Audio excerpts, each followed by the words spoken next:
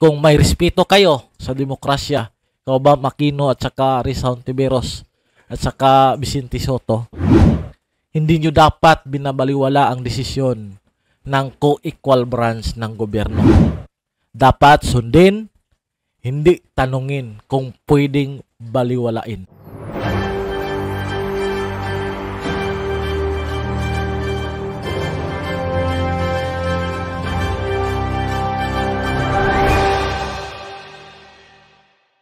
Hello mga kababayan, welcome na naman dito sa ating panibagong video kung saan atin na namang pag-uusapan ang mga maiinit at nagbabagang balita ngayon na nangyayari sa ating bansa. Ito nga ang latest na update sa naging desisyon ng Korte Suprema kung saan marami ang mga senador na ayaw nilang tanggapin ang naging desisyon ng Supreme Court. So ating makikita ngayon ang mga video tsaka mga pahayag. Tatalakihin din natin ang naging komento ni Rowena Guanzon sa naging desisyon din ng Korte Suprema sa impeachment ni BP Sara. At saka ating pakinggan itong mga komento, mga pahayag ng mga ilang senador na ayaw nila ang desisyon ng Korte Suprema. As a pro Duterte na sang-ayon sila sa naging desisyon ng Korte Suprema. Pakinggan muna natin ang mga naging pahayag o komento ng ilang senador. Iba-iba ang pagtanggap ng mga senador sa hatol ng Korte Suprema kaugnay ng impeachment trial ni Vice President Sara Duterte. Sinabi ni Senate President Pro Tempore Jinggoy Estrada na pagbobotohan ng Senate Impeachment Court ang desisyon ng Korte Suprema na nagpapatigil sa impeachment ni Vice President Sara Duterte. Tiniyak naman ni Senador Joel Villanueva na susunod ang Senado sa saligang batas. Habang nanawagan si Senador Amy Marcos sa mga kapwa-senador na tigilan na ang politika at igalang ang Korte Suprema. Oo nga, parang pinapolitika kasi nila tong si VP Sara at gusto nilang mapatanggal. Kaya to the rescue si Manang Amy. Pero si Senator Risa Hontiveros. Ito. Pakinggan natin tong naging pahayag at komento ni Senator Risa Hontiveros na against sa mga Duterte. Dismayado sa biglaang pagpigil ng Korte Suprema sa dismayado si Hontiveros. Delitis at iginiit. Hindi nakatakataka yan. Ano na yan, given na yan, na dismayado talaga. Dahil against Duterte nga yan Na marami silang tanong sa posibleng epekto ng desisyon. Okay, so yun muna ating bibigyan ng pansin. Yung naging dismayado si Risa Hontiveros sa naging desisyon ng Korte Suprema.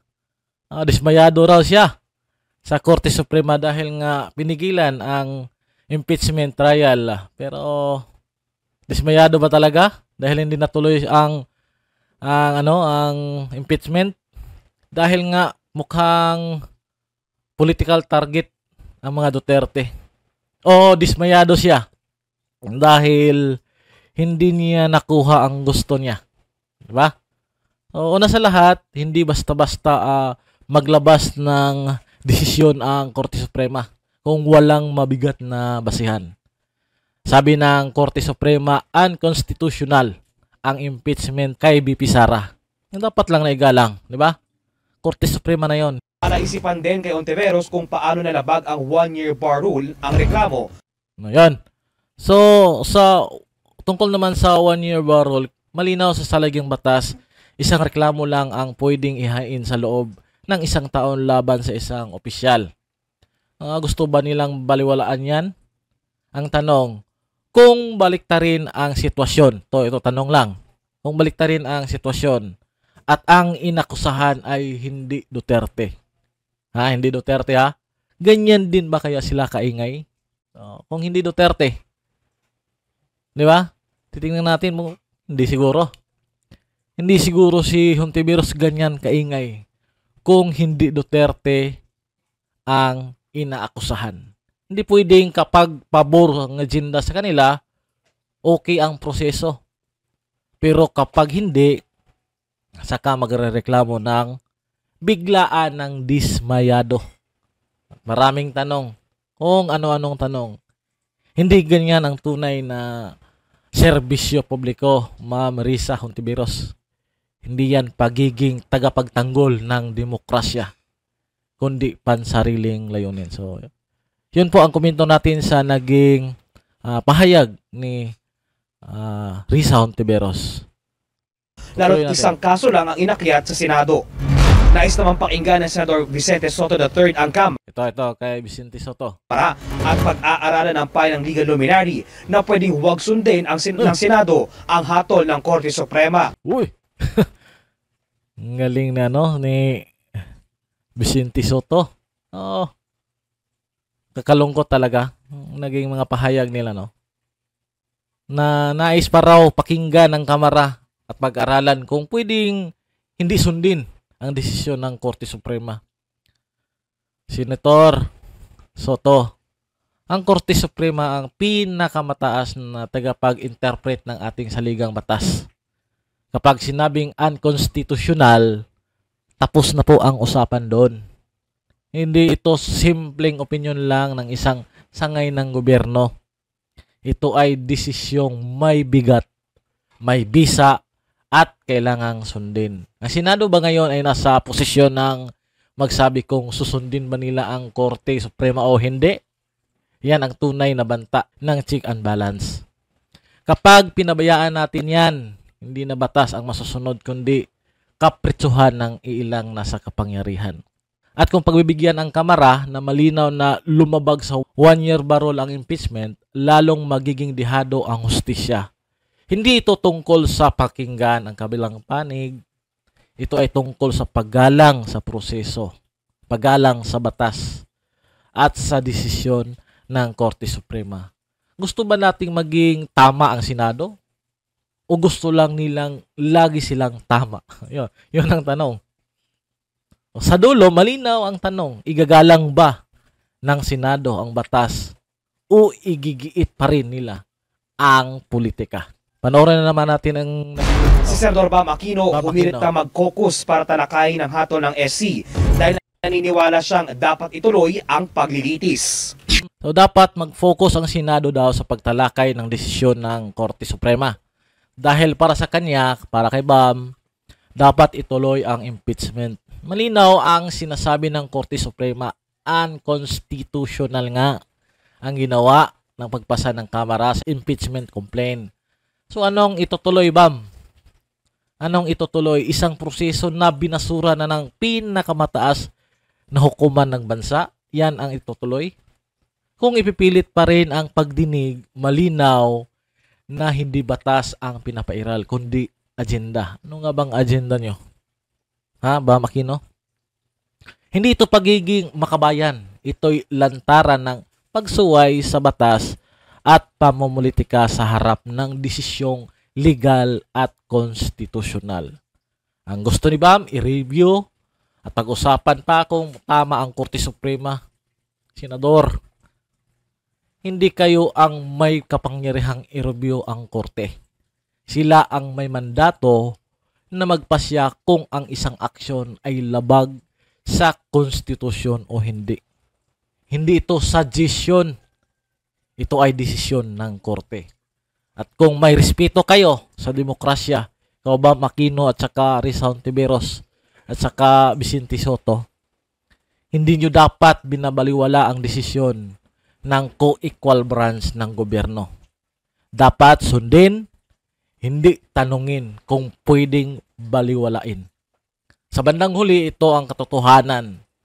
Kung tuloy pa rin ang Senate trial kahit sinabi na ng Korte na labag ito sa konstitusyon, masasagasaan hindi lang ang hustisya, kundi ang mismong dangal ng ating demokrasya. So, titingnan na naman natin itong iba pang video. Dito tayo sa naging komento ni Ping Lacson.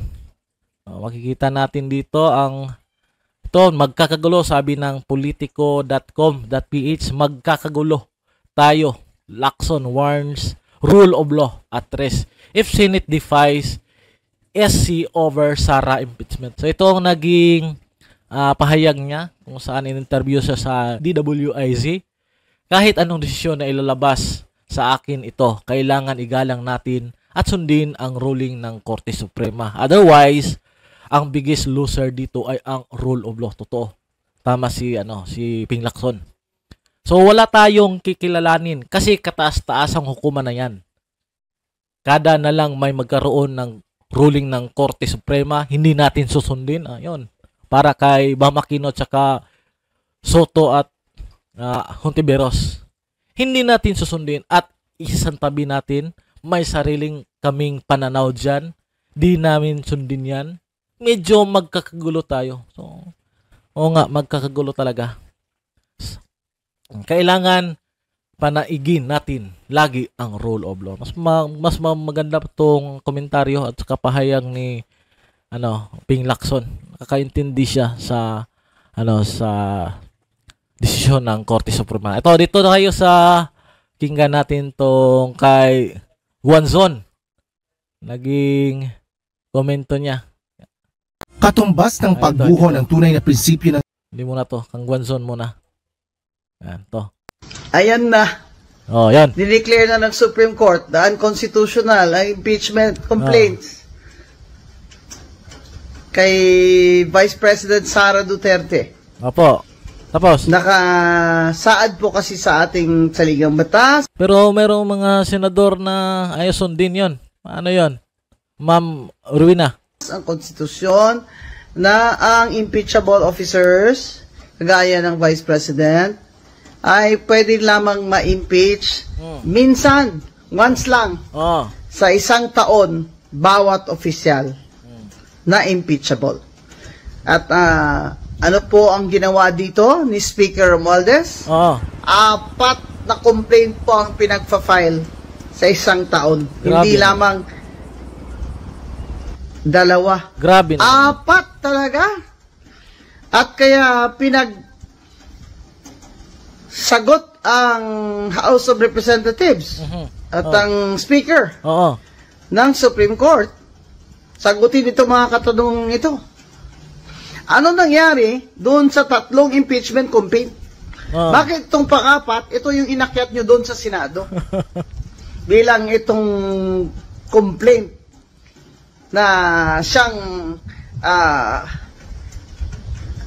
basihan ng paglilitis o impeachment. Nasaan ang 3? Ano nangyari sa 3?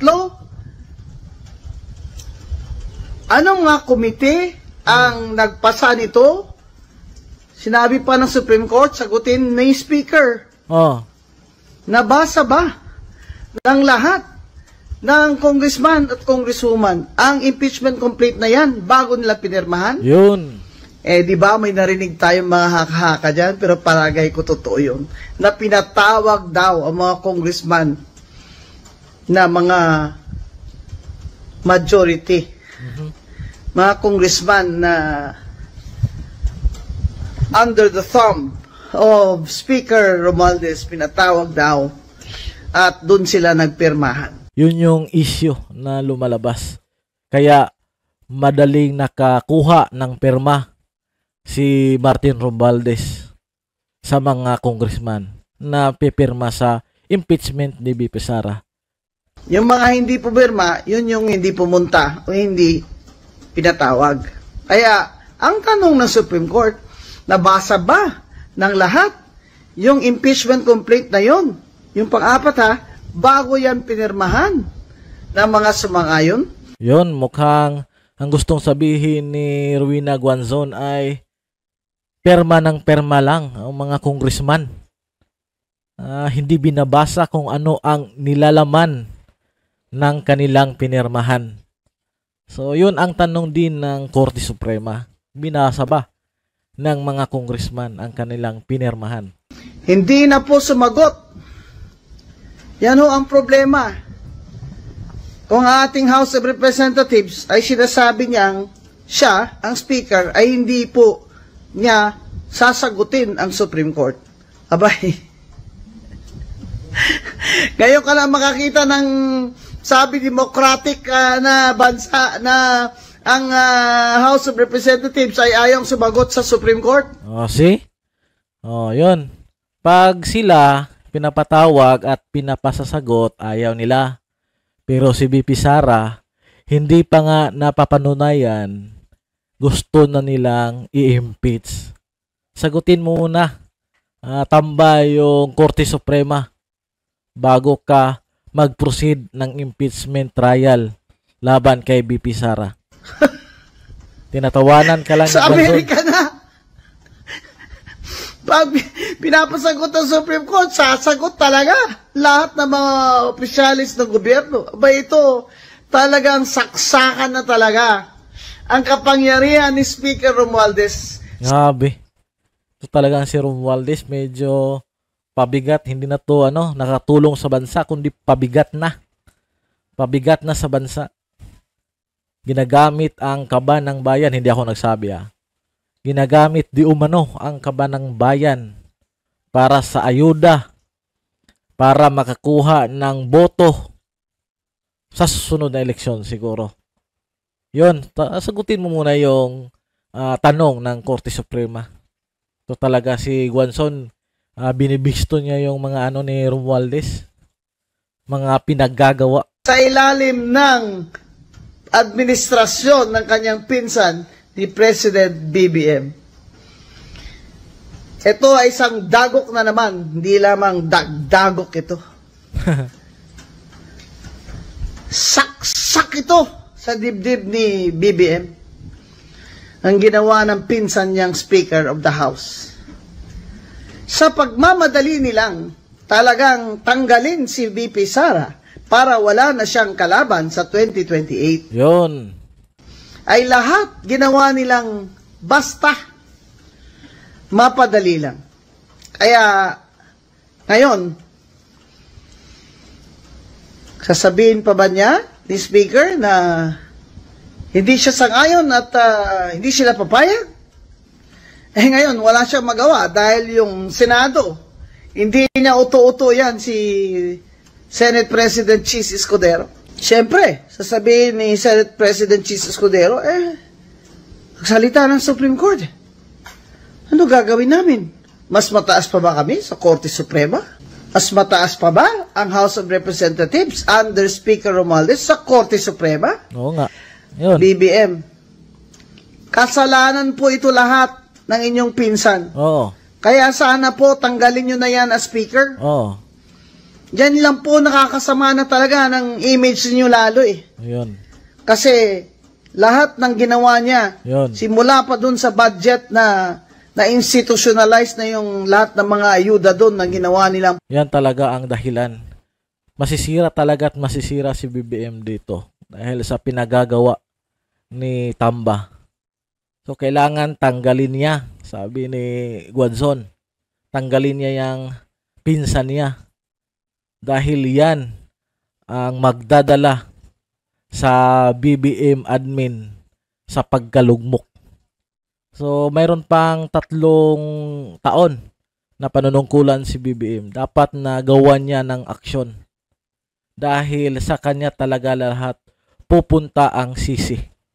Dahil siya naman ang nagtalaga kay Tamba dyan sa kamara. Dapat siya din ang magtanggal. At dapat siya din ang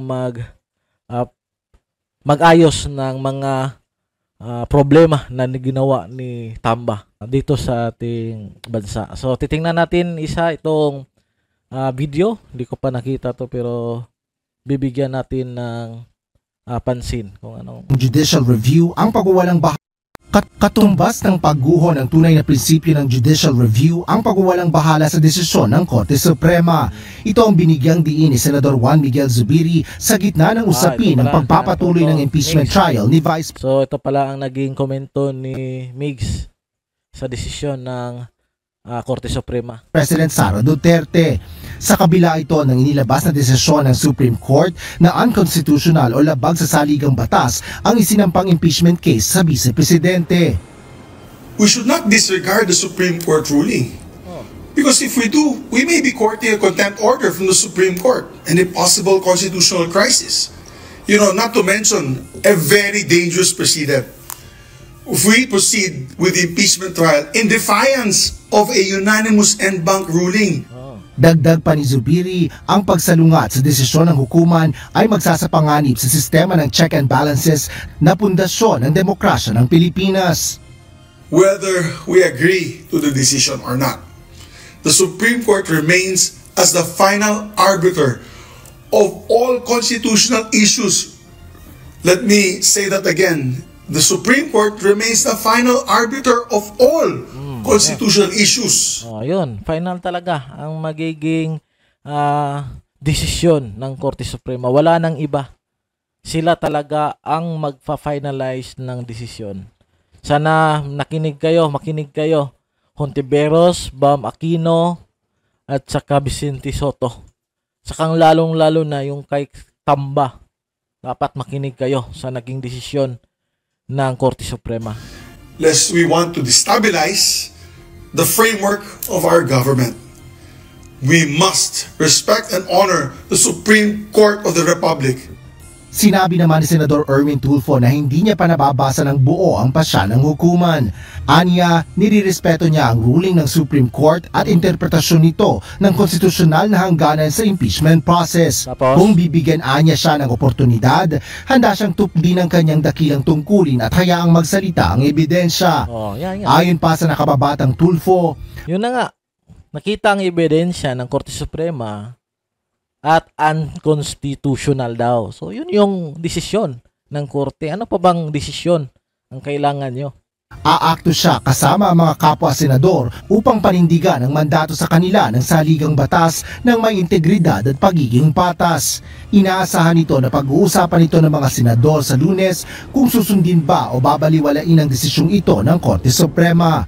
Ngunit para kay Senador Francis Kiko Pangilinan, pinigilan anya nito ang kanilang trabaho at mandato sa usapin ng Isa pa ito, Kiko Matching.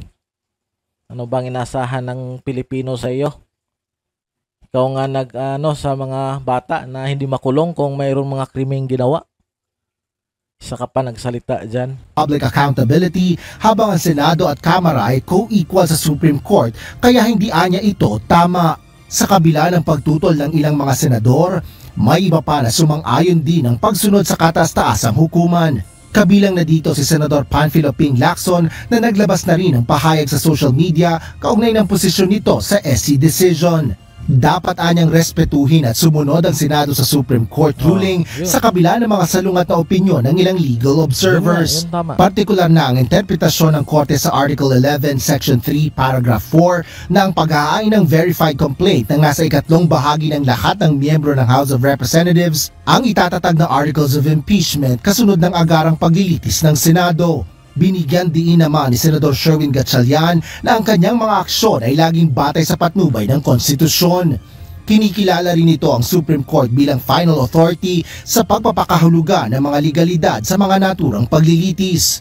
Bunsod nito, sinabi ni Senador Win na nagsalita na ang Korte Suprema at nirerespeto nito ang unanimous decision ng Korte na nagdeklara na hindi konstitusyonal ang impeachment complaint ng House. Sinundan din ni Senador Vicente Tito Soto III ang nauna nitong pahayag na pag-aaralan din niya ang payo sa kanya ng isang legal luminary na maaring i-disregard ng Senado ang desisyon ng hukuman.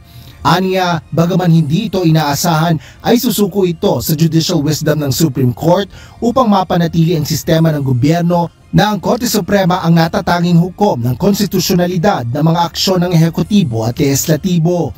May panahon anya na hindi pinakikialaman ng Korte ang isang politikal na kwestiyon kaya ito ay isang complete climate change sa bisperas ng pagbubukas ng 20th Congress.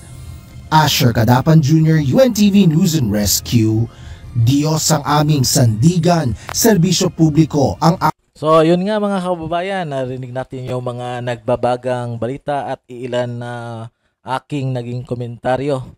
So, sana po ay nabigyan kayo ng medyo magulo na komentaryo. Pero, sana ay meron kayong napulot na kahit kunting idea lang sa aking mga komentaryo. So, maraming salamat po sa mga nanonood at sa mga bago pa lang.